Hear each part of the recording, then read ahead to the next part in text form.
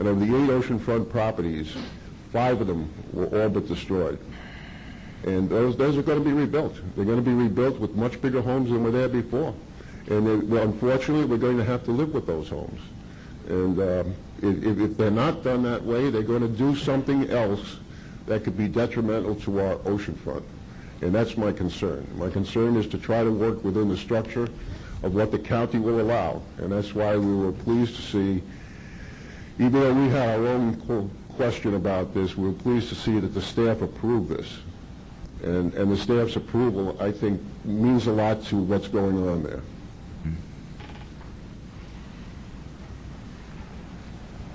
Okay, thanks. Just one more time, though.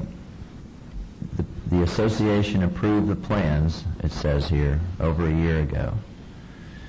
But your covenants say that the only way that first story won't count against you as 2 stories is if you don't use it. Is that what? No.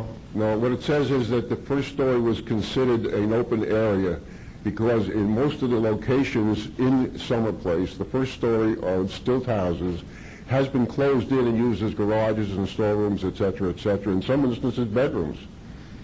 But it wasn't being used as a count as far as the height goes. The 2 stories take place after that first story. And we've got houses all through Summerplace, all through this area, that are built just that way. It's not like it's breaking ice there. That's the way it is. And it's the way it's going to be. Even if it's enclosed and used? If it's not enclosed today, it could be enclosed tomorrow. There's properties on the very next street where they're building a similar situation. There's 2 properties on Pebble Path West where they've done a similar situation. We've got Pebble Path East, excuse me.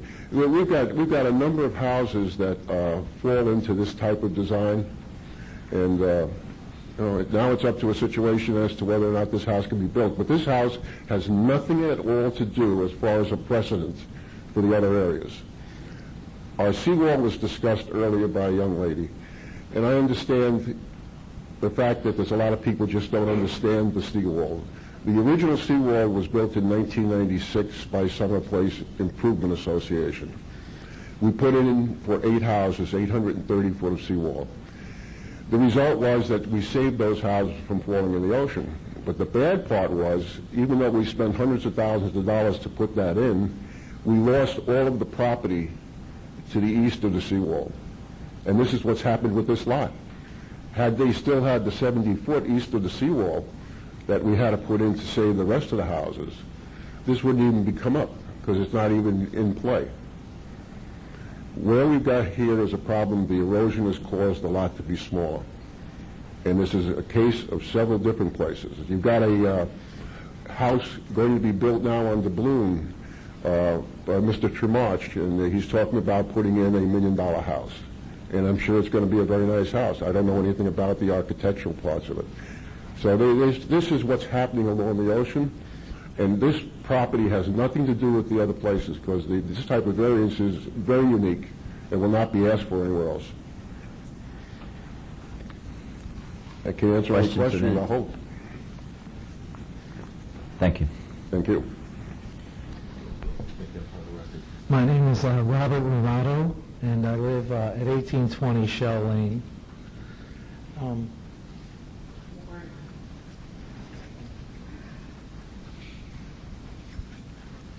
I live right in this house, right here, right there.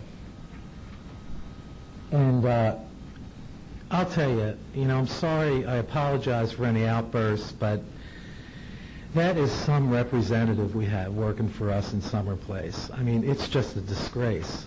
First of all, he is the #1 realtor that sells the people all these properties. When I bought my house, right there, one of the first questions I asked him was, if I'm living here and somebody buys this house and decides they want to build a bigger house and they take up all the land there, that will block my view of the ocean and I won't have it anymore. And I love the house, and I said, I wouldn't want to see that happen. He said, absolutely not.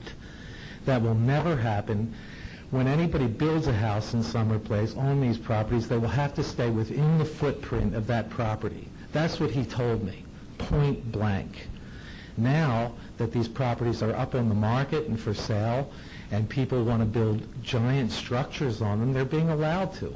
And he is actually a champion for those people that want to build these properties. So I've been lied to, and I'm being driven away from my property now because it's not going to be the same as it was before. And, you know, I originally came to protest the Flax's property because it's so large on such a small piece of land. And every time there's a storm, the water washes around here, around the beach, and takes out all the land over here. And the house, and like even the little cottage that was sitting there was half out over this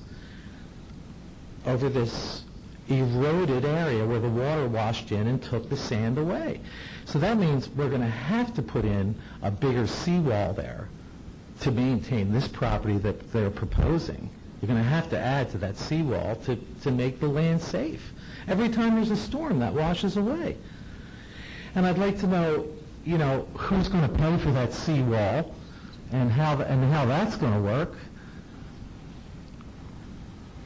You're asking us? Yeah, does anybody know? See, I came here to complain about this property, really.